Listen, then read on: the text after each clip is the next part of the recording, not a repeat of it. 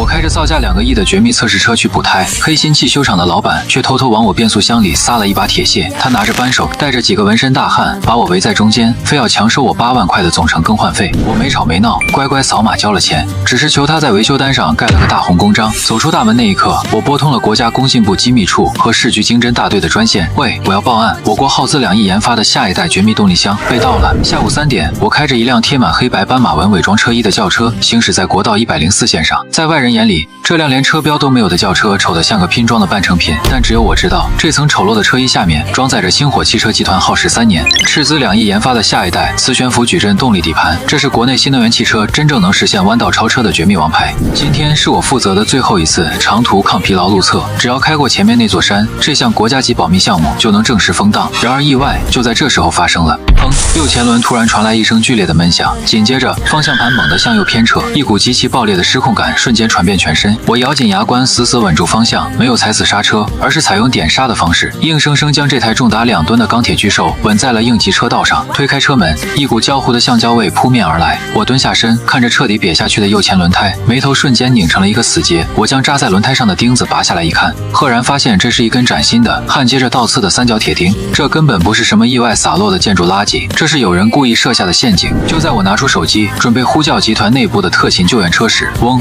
一阵刺耳的柴油发动机轰鸣声从后方逼近，一辆爆闪着黄色警示灯的破旧轻障拖车，像闻到血腥味的苍蝇一样，稳稳地停在了我面前。车门踹开，跳下来一个穿着油腻工装、胳膊上纹着条过肩龙的光头男人。哎呦，兄弟，爆胎了！这荒郊野岭的，算你运气好，碰上我了。上车吧，拖到前面镇上，500块。我冷冷地瞥了他一眼，不用了，我叫了公司的救援车，马上就到。这台测试车涉及2亿的商业机密，按照保密协议，绝对不能进入任何非授权的第三方维修厂。光头男一听，脸色瞬间拉了下来，他用力拍了拍我那满是斑马纹的引擎盖。叫什么救援？这条道上的规矩不懂吗？你的车停在这儿影响交通，必须马上拖走，不然交警来了直接扣你的车。随着他的话音落下，拖车副驾驶又跳下来2个拎着大号长柄扳手的壮汉，一左一右极其熟练地堵住了我的去路。他们的眼神里透着吃定我的嚣张。如果我现在动手或者强行锁车离开，这几个地痞很可能会因为被激怒而暴力砸车。车壳砸了是小事，但如果底盘里的绝密传感器受损，这2亿的研发心血就会前功尽弃。我深深地吸了一口气，压下心头的怒火，做出一副外地司机认怂的模样。行，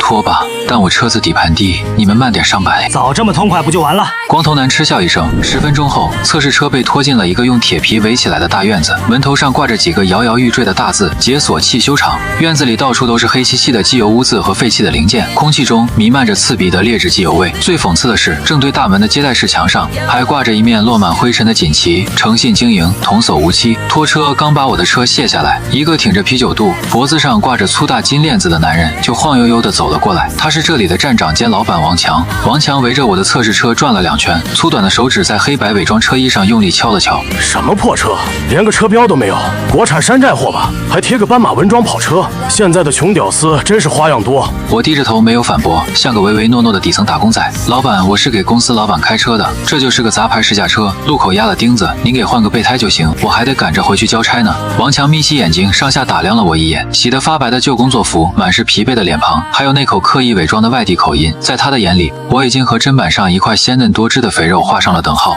王强嘴角勾起一抹贪婪的弧度。换备胎啊？行啊，阿龙，把车升起来，给这位兄弟好好检查检查。那个叫阿龙的纹身小工答应了一声，眼神闪烁地钻进了驾驶室，把车开上了举升机，伴随着液压泵刺耳的轰鸣声，这台装着星火集团最高级别商业机密的工业结晶，就这样被几个混混升到了半空中。王强拉过一把满是油污的塑料椅子坐下，试探地问道：兄弟，哪家公司的？看你这车连个标都没有，不会是拼装的黑车吧？我脸上装出一副怯懦的样子说道：不是黑车，老板，就是个不知名的小杂牌，公司老板让我开出来泡泡磨合，您赶紧帮我把备胎换上吧，我还得赶回去打卡呢。听到小杂牌和打卡这几个字，王强眼底的最后一丝顾忌彻底烟消云散了。他冲着车底下的阿龙使了个极其隐蔽的眼色。那个叫阿龙的纹身小工会议，装模作样的拿着手电筒在车底照来照去。这台测试车的底盘被一整块黑色的碳纤维护板包裹得严严实实，没有任何传统的机械传动着外露。阿龙敲了敲护板，似乎觉得无从下手。王强重重地咳了一声：阿龙，没吃饭啊？给这位兄弟仔细查查，轮胎爆那么厉害，别把底盘磕坏了。得嘞，老板。阿龙眼珠一转，趁我不注意，迅速从从旁边的一个废油桶里舀了一勺黑乎乎的机油，端着一个脏兮兮的接油盆走到了车头正下方。紧接着，他不知道从哪儿摸出一小把明晃晃的金属碎屑，悄无声息地撒进了接油盆里。这一切都被我通过接待室玻璃的反光看得一清二楚。我心里暗自发笑，这帮蠢货平时坑害燃油车司机坑习惯了，他们根本不知道这台星火汽车的最新测试车采用的是全封闭磁悬浮直驱电机，压根就不存在传统的机械齿轮箱，更不可能露出那种劣质的黑色机油。哎呦我去！车底下的阿龙突然发出一声极其夸张的惊呼：“老板，出大事了！这车底盘漏大油了！”王强猛地站起来，装出一脸震惊的样子，快步走到车底。阿龙端着那个接油盆走了出来，直接砰的一声放在我面前。怎么回事？刚才不还好好的吗？兄弟，你自己看吧，你这爆胎的时候，底盘肯定磕到大石头了，变速箱壳子都裂了，油全漏光了。我低下头看向那个接油盆，黑色的机油里混杂着一大把亮晶晶的铁屑，在灯光下显得触目惊心。王强伸手在盆里捞了一把铁屑，直接杵到我面前。看到没有，变速箱齿轮全碎了，铁屑都打出来了。这车现在也就是个空壳子，再敢往前开1米，发动机直接抱死拉缸，整台车当场报废。我看着他手里那把生锈的铁屑，内心毫无波澜，甚至觉得有些滑稽。一台连齿轮都没有的纯电磁悬浮底盘，竟然被他们查出了齿轮碎裂的绝症，这就好比给一个太监确诊了前列腺炎一样可笑。但我没有立刻拆穿他们，阳谋的核心就是要让对方在自己编织的谎言里越陷越深，直到把绳索死死套在他们自己的脖子上。我立刻换上一副惊恐的表情，连连后退。不可能，绝对不可能！我刚才就是压了个钉子，方向盘稳得很，底盘绝对没磕到底，而且这车……少废话！王强脸上的伪善瞬间消失，露出了地痞流氓的本来面目。他猛地将手里的铁屑砸在地上，指着我的鼻子破口大骂：“机器还能骗你吗？老子开修车厂10几年了，我说你齿轮碎了，你就是齿轮碎了，你个穷打工的，懂个屁的修车！”随着他这一声怒吼，旁边正在玩手机的几个壮汉立刻扔下手里的东西，拎着沾满油污的加长扳手和钢管，呼啦啦地围了上来。5、6个膀大腰圆的汉子将我死死地堵在举升机旁边，空气瞬间变得极其压抑，机油的腥味和剑拔弩张的火药味混合在一起。阿龙手里掂着一把重型套筒，似笑非笑地看着我：“兄弟，我们老板可是这片出了名的神医，他说你病了你就得治，这变速箱总成，你今天是换的换，不换也得换。”我被他们逼推到墙角，脊背贴着冰冷的墙壁。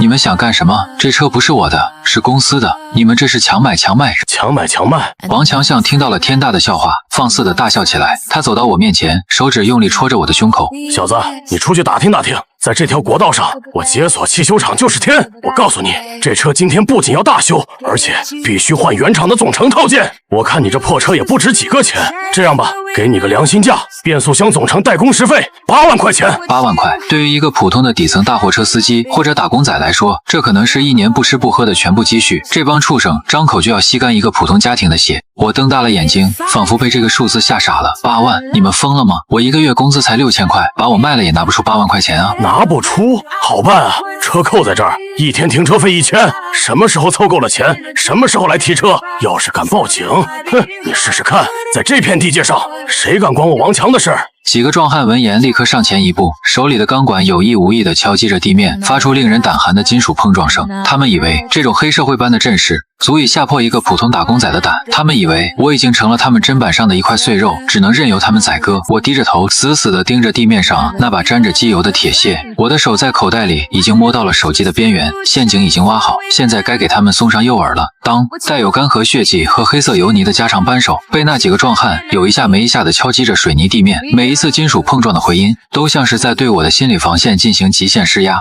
在这荒郊野岭的黑店里，如果我是一个手无寸铁的普通司机，面对这种明目张胆的暴力胁迫，恐怕早就吓得跪地求饶了。但他们不知道的是，此刻我低垂的眼睑下藏着的不是恐惧，而是死神凝视猎物般的冰冷。我努力让自己的肩膀抖动起来，声音带着极其逼真的哭腔和绝望：“王老板，大哥，我真没那么多钱，我这卡里就只有2万块钱，那是我准备给老婆生孩子用的剖腹产钱啊！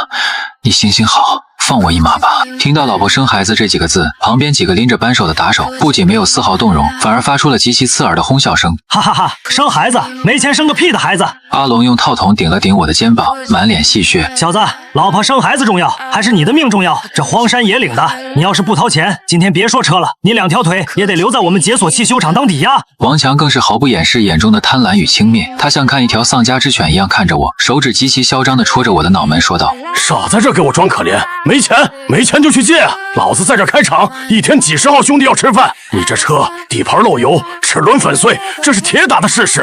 他顿了顿，眼神骤然变冷。今天这8万块钱，你少1分都别想把这辆车开出这个院子。时间在1分1秒的流逝，我估算了一下时间，这辆伪装测试车的内部自检系统大概还需要10分钟才能完成受损评估，是时候收网了。我猛地深吸了一口气，像是做出了极其艰难的决定，整个人因为过度悲愤而剧烈的喘息着。好，我给，还不行吗？我红着眼眶，死死盯着王强，但我就是个给物流公司老板开车的司机。这8万块钱我可以找亲戚朋友借，先垫付给你们，但是这笔钱我回去必须找我们老板报销，要是报不下来，我全家都得去跳楼。王强一看我终于松口要掏钱了，脸上的阴毒瞬间化作了极其虚伪的市侩笑容。哎，这就对了嘛，早这么痛快，兄弟们也不用费这么大口舌了不是？破财免灾，全当交个朋友了。他挥了挥手，示意那几个打手退开。我死死捂着口袋里的手机，仿佛那是最后的救命稻草，一字一句的提条件。王老板，既然是换总成，这钱我不能白交，你要我交8万块钱可以，但你必须给我开一张正规的、具有绝对法律效力的维修结算单。我老板是个不见兔子不撒鹰的主，你必须在单子上给我写得清清楚楚、明明白白。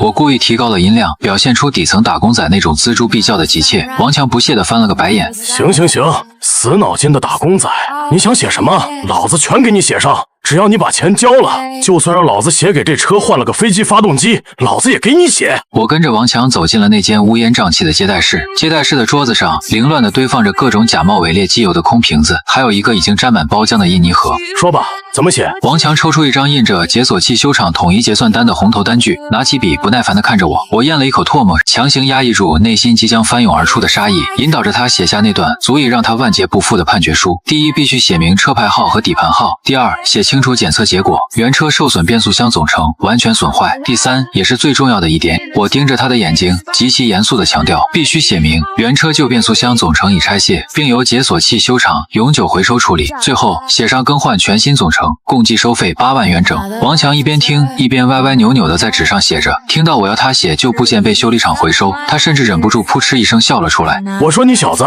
是不是脑子里有坑啊？一个破烂杂牌车的碎齿轮壳子，当废铁卖都不值50块钱，你还特意让我写上我们厂回收了？怎么怕你老板以为你把那破铁壳子偷回家卖钱啊？真是个穷酸的蠢货。他根本不知道这台车里根本就没有什么破烂齿轮壳子，他更不可能知道他现在大笔一挥写下的已拆卸并回收的那个部件是代表着国家最顶尖工业结晶，造价高达2亿人民币的磁悬浮动力香氧机。刷刷刷，王强极其痛快地写完了所有的条款，然后他拿起桌上那枚刻着解锁汽修厂合同专用章的实心铜印，重重地按在了红色的印泥里。砰一声闷响，一枚极其鲜艳、具有绝对法律效力的红色公章稳稳地盖在了那段扭曲的文字之上，白纸黑字，大红公章，铁证如山。王强把单据在空中扬了扬，得意洋洋地看着我。喏，写得清清楚楚，大红公章也盖了，现在扫码交钱吧。交了钱，哥哥马上让小弟给你换总成。我拿出手机，没有任何犹豫，直接扫码，支付宝到账8万元整。清脆的电子提示音在乌烟瘴气的接待室里回荡。王强听到这个声音，脸上的褶子都笑开了花，他满意的拍了拍我的肩膀，算你小子识相。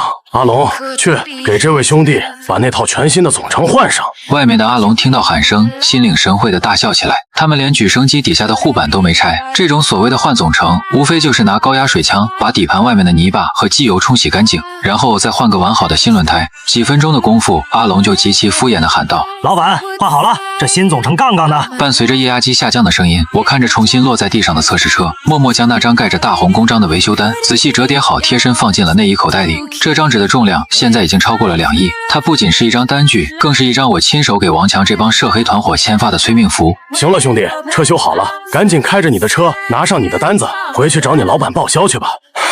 王强极其嚣张地挥了挥手，像赶苍蝇一样催促我离开。他身后的几个打手也跟着爆发出一阵充满嘲弄的哄笑声。谢谢老板，我没有再多看他们一眼，转身上车。关上车门的那一瞬间，车厢内极其优秀的隔音性能将外面的嘲笑声彻底隔绝。我双手重新握住方向盘，按下了中控台上的隐藏启动键。底盘磁悬浮矩阵自检完成，状态良好。冰冷的机械女声在车厢内响起。我一脚踩下电门，测试车没有发出任何燃油车的轰鸣，犹如一道黑白相间的幽幽灵，悄无声息且极其丝滑地驶出了解锁器修厂的大铁门。后视镜里，王强和阿龙还在对着我的车尾灯指指点点，肆意狂笑。他们以为今天做成了一笔8万块钱的杀猪大单，却不知道天罗地网已经在他们头顶死死地罩了下来。开出汽修厂不到500米，我将车稳稳地停在国道的应急车道上。我从内衣口袋里掏出那张带有余温的维修单，眼神瞬间变得如刀锋般锐利。懦弱与卑微的伪装在此刻彻底撕碎。我拿出手机，深吸了一口气，直接拨通了那个我极其熟悉的红色紧急专线号码。电话很快被接起。您好，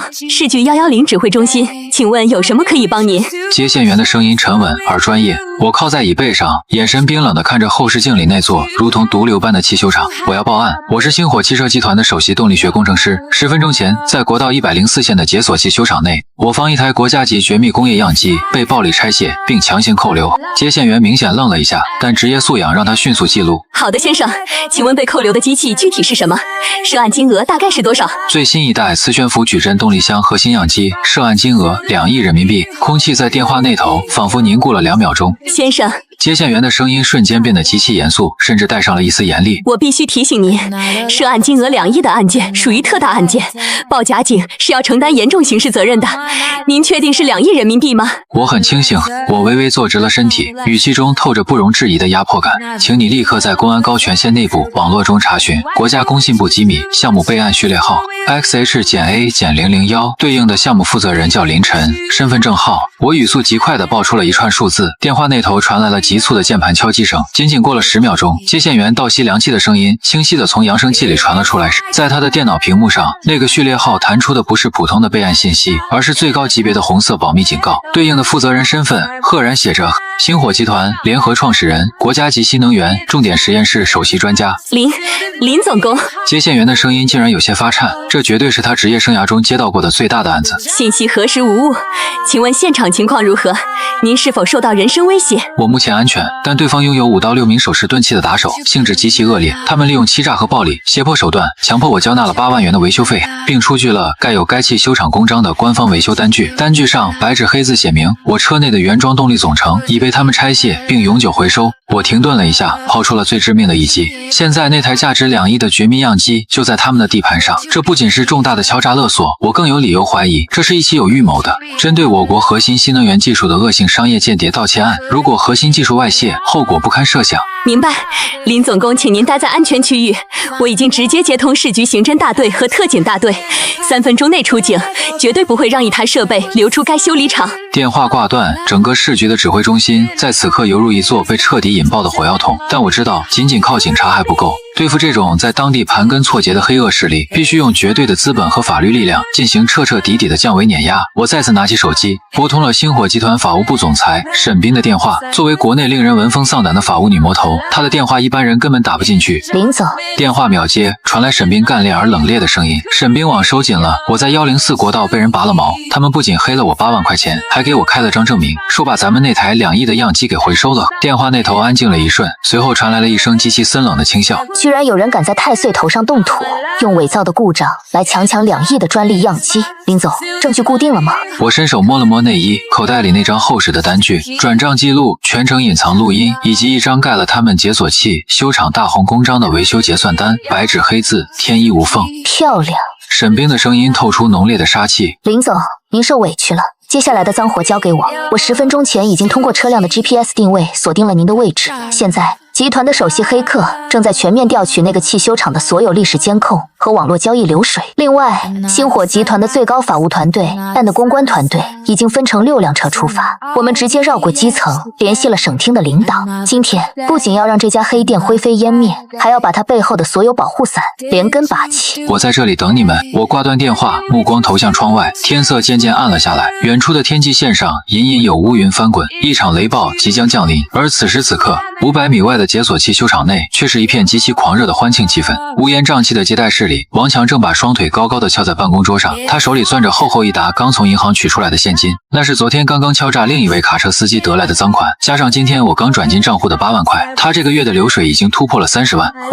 阿龙，今天晚上天上人间，大哥请客。王强嚣张的大笑着，把几张100元大钞直接摔在阿龙的脸上。阿龙捡起钱，谄媚的凑上前。大哥高明啊！刚才那个外地佬还真以为咱们给他换了什么全新总成呢。8万块钱啊，老子就拿高压水枪把他车底的泥巴呲干净了，连个螺丝都没动。这钱赚的比踏马印钞机还快。穷屌丝一个，开个破烂杂牌车还敢来咱们这儿修，这不是找宰吗？另一个打手拎着钢管走进来，顺手拿了一瓶啤酒，咬开盖子。他还非得让大哥盖公章，说要回去报销。估计这会儿正开着那辆漏油的破车在半路上哭呢。盖怎么不给他盖？王强吐出一个烟圈，极其阴毒的冷笑。老子的章专门盖给这帮不见棺材不落泪的蠢货，白纸黑字写着他自愿修车，他就是告到天王老子那儿，也是咱们占理。进了我解锁器修厂的门，是龙德盘着，是虎头卧着。这帮吸血鬼肆无忌惮地狂笑着，享受着把别人逼上绝路带来的变态快感。他们沉浸在自己编织的土皇帝美梦中，对即将到来的灭顶之灾毫无察觉。就在王强准备开第2瓶啤酒的时候，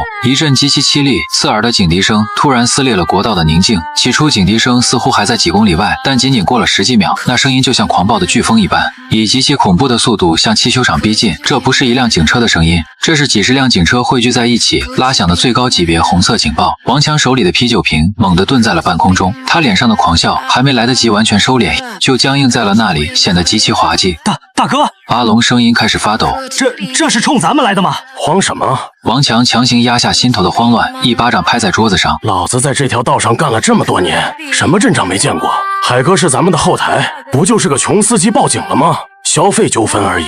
走，出去看看。他抄起桌上的扳手，带着几个手下走出了接待室。然而，当他走到汽修厂大铁门前的那一刻，他彻底傻眼了。刺眼的红蓝爆闪灯几乎将整个汽修厂的院子照得通明，整整10辆特警防爆车像钢铁长城一样，死死地堵住了大门。黑洞洞的枪口、防爆盾牌以及全副武装的特警队员，犹如神兵天降，瞬间封锁了所有的出入口。而在这些警车的后方，3辆极其张扬的黑色迈巴赫 S680 挂着星火集团的内部通行证，正如同幽灵般缓缓驶来，最终稳稳地停在了警车的防线中央。车门打开，一双铮亮的皮鞋踏在满是机油的泥地上。我换上了一件质地极好的黑色风衣，在10几名西装革履的顶级律师簇拥下，面无表情地朝着王强走了过去。王强手里的扳手吧嗒一声掉在了地上。都不许动，双手抱头，蹲下。伴随着全副武装的特警队员整齐划一的怒吼，几十把黑洞洞的微冲直接锁定了院子里的每一个人。咣当，啪嗒，刚才还嚣张跋扈，准备去天上人间快活的阿龙和几个打手吓得浑身一个哆嗦，手里的啤酒瓶和加长扳手瞬间掉了一地。他们哪见过这种阵势，平时最多也就是骗警来调解一下纠纷，今天这架势简直就像是来剿灭恐怖分子的。几个壮汉双腿一软，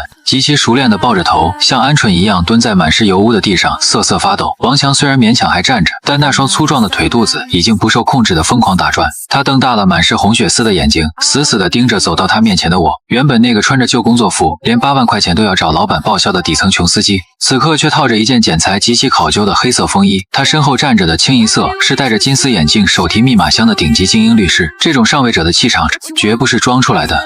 警察同志，误会，这绝对是天大的误会啊！王强咽了一口唾沫，强挤出一丝比哭还难看的笑脸，对着走过来的市局刑侦大队长赵队连连摆手。赵队长，我是老王啊，解锁器修厂的，这就是个普通的修车纠纷。这小子，这位先生修了车不想给钱，故意报假警搞我们啊！闭嘴！赵队长眼神极其冷厉，犹如看一具尸体般看着他。王强，你涉嫌重大商业机密盗窃案，涉案金额高达2亿人民币。我现在依法对你的汽修厂进行全面封锁和搜查。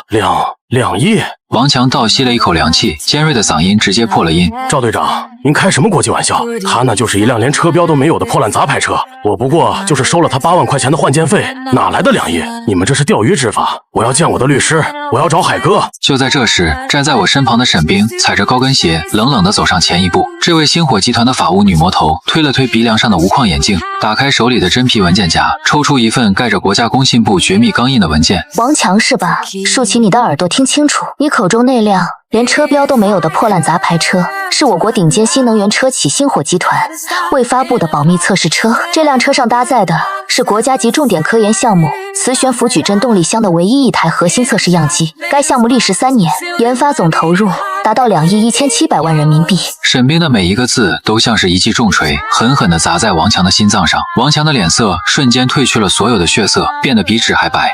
不可能，他明明就是个穷货，那车底盘还漏机油了，齿轮都碎了。是我亲自验的。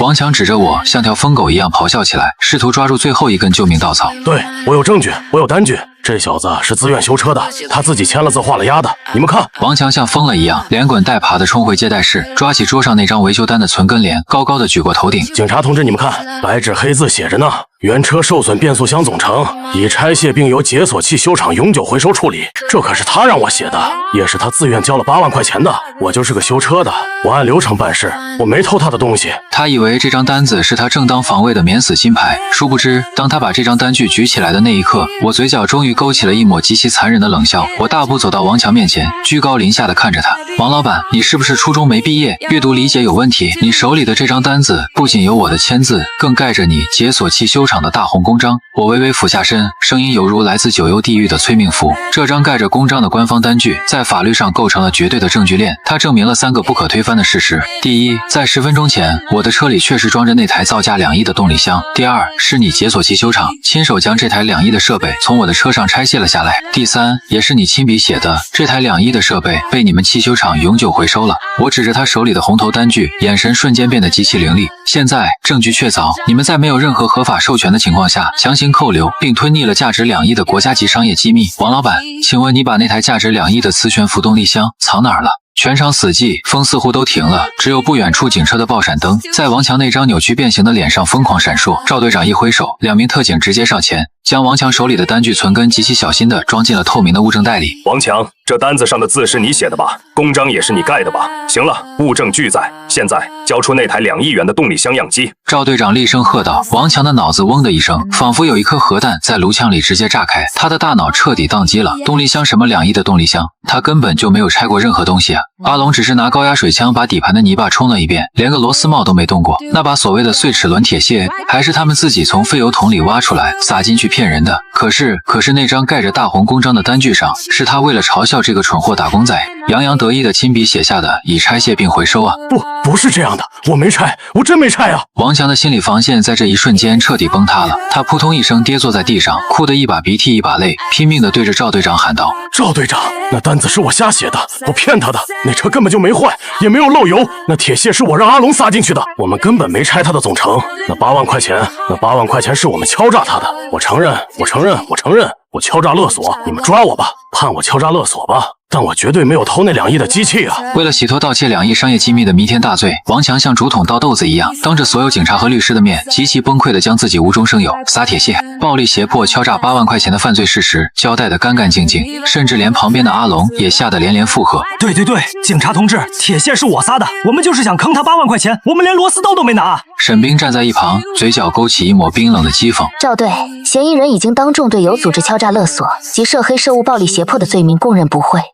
这部分口供我们已经全程录像。我看着瘫软在地上如同一滩烂泥的王强，眼中没有丝毫的怜悯。阳谋最可怕的地方就在于，我给你挖了2个坑，不管你往哪儿跳，都是死路一条。我上前一步，一脚踩在王强掉落的那把加长扳手上。王强，你觉得你承认了敲诈勒索，就能把那2亿的账赖掉吗？你作为一个修车厂的老板，在具有法律效力的维修单上签字盖章，现在你说你是瞎写的，你说没拆就没拆。我转头看向赵队长，赵队在法律上白纸黑字加大红公章的效力是高于嫌疑人单方面口供的，他现在的翻供完全可以视为是为了逃避2亿元特大盗窃罪而故意编造的谎言，除非他能变出那台机器，否则这单据就是铁证。王强猛地抬起头，眼神中充满了极其深邃的恐惧，他终于反应过来了，这是一个死局，一个从头到尾严丝合缝，根本没有给他留任何退路的完美死局。承认单子是真的，他就是盗窃2亿商业机密的头号间谍，无期徒刑把牢底坐穿。承认单子是假的，他就是利用作弊手段，长期寻衅滋事、涉黑涉物的诈骗勒索犯，数额巨大，同样是10年起步的重罪。最要命的是，因为他自己手贱盖的那个公章，如果找不回那台莫须有的设备，星火集团那恐怖的法务部绝对会让他赔得连骨渣都不剩。你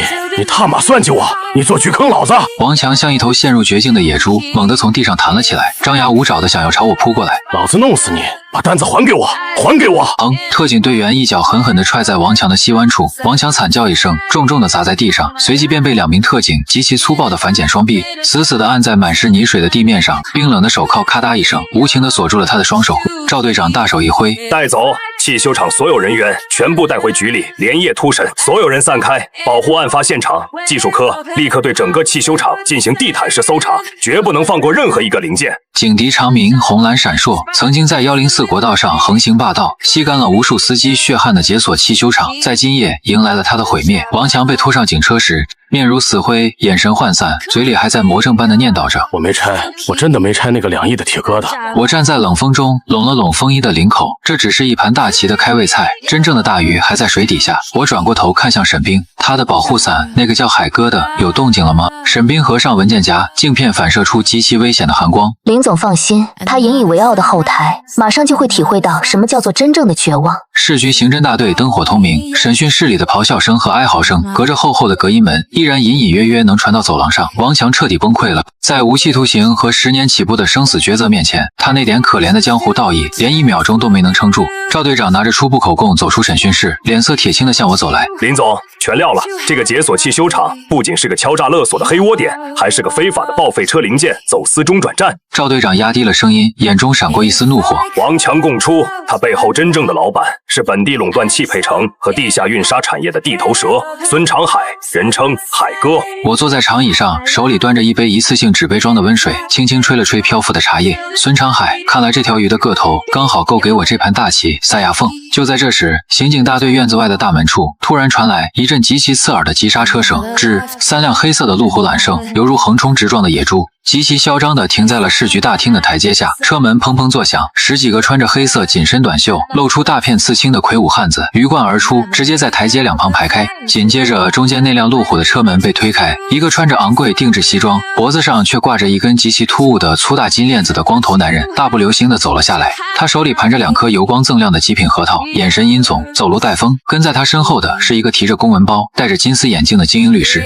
孙长海，海哥。他甚至连看都没看门口值班的警员一眼，带着人极其狂妄地推开了接警大厅的玻璃门。哟，赵大队长，大晚上的还在忙呢。孙长海皮笑肉不笑地打了个招呼，极其随意地走到大厅中央，目光犹如毒蛇一般在四周扫视，最后死死地锁定在了我的身上。他显然已经接到了风声，但他得到的错误情报是，一个外地来试车的技术员不知道从哪儿请了个厉害的律师，用一份假单据把王强给坑进了局子里。在他看来，所谓的2亿动力箱不过是这个技术员用来讹诈他们的荒唐借口。孙长海走到我面前，居高临下地看着我，随后从怀里掏出一张银行卡，啪的一声拍在我面前的茶几上。你就是那个报警的司机林晨吧？孙长海拉过一把椅子，大喇喇地坐下，翘起2郎腿。兄弟，出来跑江湖，图的是个求财。今天这事儿是个误会，王强那个蠢货不懂事，跟你开了个玩笑，伤了和气。这卡里有10万块钱，连你的修车费带精神损失费全在里面了。他盘着核桃，发出咔咔的摩擦声，语气中透着一股不容拒绝的霸道。拿上这10万块钱，去跟赵队签个字，说案子撤了，你的车没坏，单子是开着玩的，然后带着你的车平平安安的滚出我的地盘。赵队长厉声喝道：“孙长海，你当这里是哪儿？公然在公安局大厅收买报案人，你是不是觉得我这的拘留所装不下你？”孙长海的精英律师立刻走上前，挡在赵队面前，脸上堆满职业假笑。赵队长，您误会了，我的当事人只是在进行极其合法的民事纠纷调解。既然涉案的汽修厂愿意给出高额的赔偿，双方完全可以达成庭外和解，这并不违反任何法律规定。孙长海没有理会赵队长，而是极其阴毒地盯着我，身体微微前倾，压低了声音：“小子，别给脸不要脸！你他妈真以为我不知道？你那车里根本就没有什么2亿的破机器，你想玩黑吃黑，敲诈到老子头上来了。”我没有看那张银行卡，而是缓缓抬起头，目光极其平静地迎上他那凶狠的眼神。孙老板，你的数学是不是王强教的？我丢的可是价值2亿的国家级绝密机器，你拿区区10万块钱就想让我把这2亿的窟窿给填了？我要是签了这个字，回去怎么向国家工信部和星火集团的董事会交代？你是准备替我去做这无期徒刑的牢吗？孙长海眼角猛地抽搐了一下，手里的核桃骤然停住，他以为我在狮子大开口，是在借机抬价。好胆识！孙长海怒极反笑，脸上的横肉挤在一起，显得极其狰狞。在这1亩3分地上，敢跟我孙长海玩心眼的，你还是头一个。他猛地站起身，双手撑在茶几上，脸几乎贴到了我的面前。那是一种常年游走在黑白2道边缘的亡命徒才会有的残忍眼神。我不管你背后是哪个公司，我也不管你用了什么手段搞到了那张单子。我今天把话放在这儿，你要是今天不把字签了，我保证你还有你的车，连一块完整的铁皮都带不出这个市。你家里有老婆孩子吧？你最好替他们想清楚，有些钱你有命讹，没命花。咔嗒一声极其清脆的录音笔关闭声在孙长海耳边响起。站在我身后的沈冰优雅地将一支纯黑色的录音笔收进口袋。孙长海，男，45岁。刚才这段涉及人身死亡威胁及涉黑性质恐吓的录音，我已经同步上传至星火集团法务部云端，并抄送给了省厅督导组。沈冰推了推眼镜，看他的眼神就像在看一具正在腐烂的尸体。恭喜你，你的罪名清单上又多了浓墨重彩的一笔。孙长海猛地转过头，死死盯着沈冰。他身后的10几个打手见状，立刻向前逼近了一步，手已经摸向了腰间。大厅里的火药味瞬间达到了临界点。怎么，孙老板想在市局大厅里动手？我依旧坐在椅子上，连水杯都没有放下。我抬起手腕，看了一眼那块极其低调却代表着全球限量10块的理查德米勒机械表。现在是晚上8点15分，我看着孙长海那张狂妄的脸，嘴角勾起一抹看戏般的冷笑。孙老板，如果我是你，我现在就不会在这里浪费时间威胁一个工程师，因为你引以为傲的那个土皇帝美梦只剩下最后5分钟的寿命了。孙长海愣了一下，随即爆发出一阵极其放肆的狂笑，哈哈哈！5分钟，你他妈以为你是谁？天王老子吗？在我的地盘上，别说5分钟，就算给你5年，你也动不了老子一根汗毛。然而就在他笑声还未完全落下的时候，孙长海口袋里的私人手机突然像催命一样极其凄厉的震动，狂响了起来。孙长海脸上的狂笑猛地僵住，他有些烦躁地掏出那部镶着金边的私人手机，看了一眼来电显示是他手下负责整个汽配城供应链的总经理老赵。孙长海按下接听键，直接破口大骂：催什么命？老子在市局办正事呢，有屁快放！电话那头，老赵的声音带着极其惊悚的哭腔，甚至连破音都顾不上了。海哥，出大事了，天塌了呀！就在刚才这2分钟里，咱们汽配城所有的上游供货商，全国17家大型汽车零件厂，同时发来了单方面解约函。他们不仅停了咱们所有的货，还要求我们在24小时内结清所有尾款。什么？孙长海猛地站直了身体，眼珠子都快瞪出来了。这帮供货商疯了吗？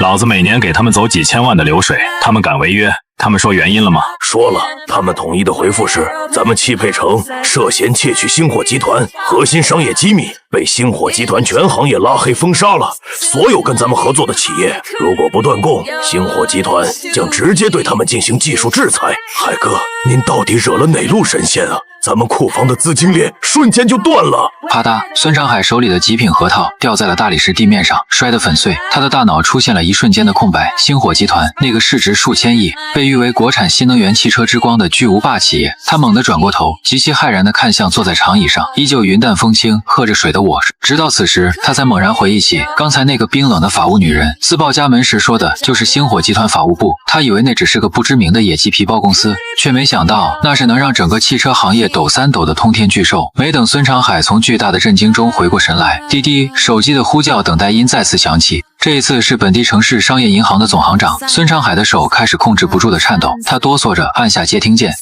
王行长。孙长海，你他妈把老子害惨了！